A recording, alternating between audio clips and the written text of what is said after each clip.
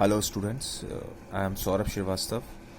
Today we are going to start the first chapter of 7th class, that is integers. So before starting, I want to say that as we all know that lockdown period is going on in our country, and I know most of the students are also not having books with them. So I'm also using the limited resources, just a pen and copy with me. So we have to manage like this only right now. So let's begin with the chapter. So before moving forward, I would just like to define the integers, what the integers are. Okay, so integers are what? Integers are nothing but they are the set of positive numbers, negative numbers, and the zero. Okay, so integers cover all these three things: all the positive numbers, all the negative numbers, and the zero. So these three numbers will make the set of integers. And then also we have one more concept here, that is a concept of number line. Most of the students are aware from this particular word number line, as they have already studied in their previous class. So I am just revising here.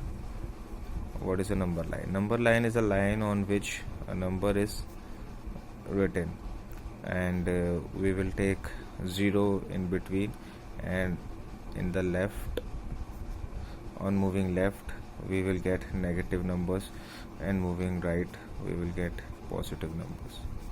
Okay, so this is a number line.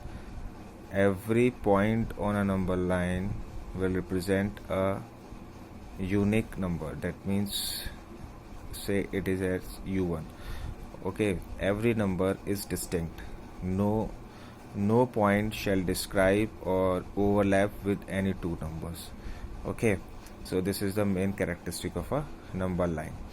So there are certain things also which we have to remember, and what are the properties of a number line, this I want to say.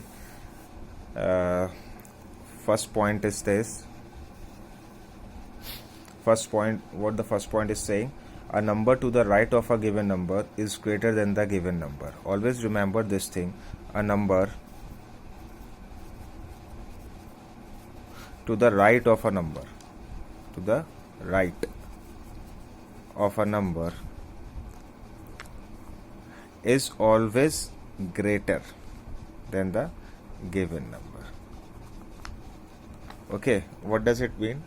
As we know that suppose this is a 0. If I move here, suppose let's take it as 1, this will 2, and this will 3.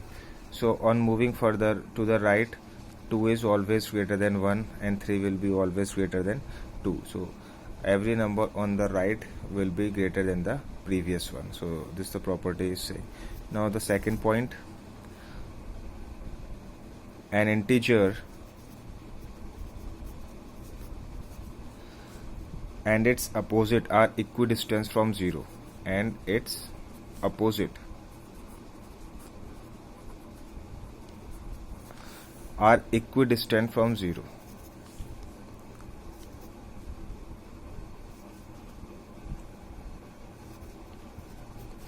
What does it mean?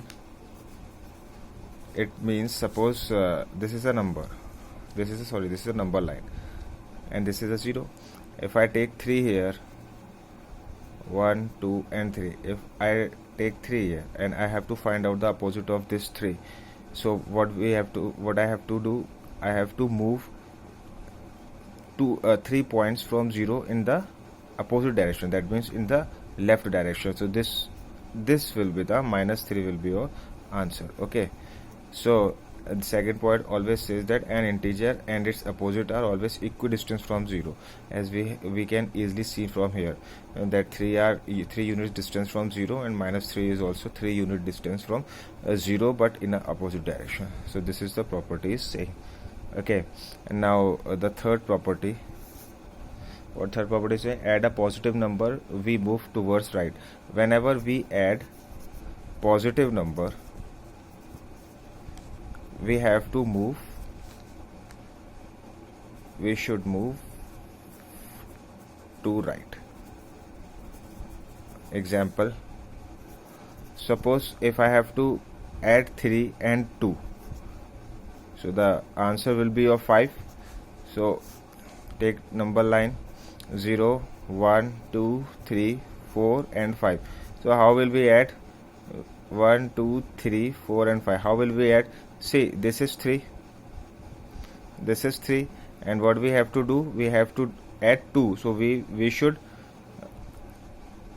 move 2 points to the right. That means 1 and this is 2. So this will be your answer.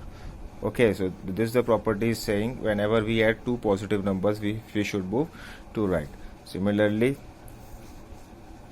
when we add negative integers, when we add negative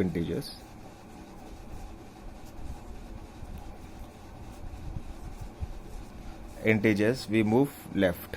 Okay, we move to left. Okay, suppose two integers are this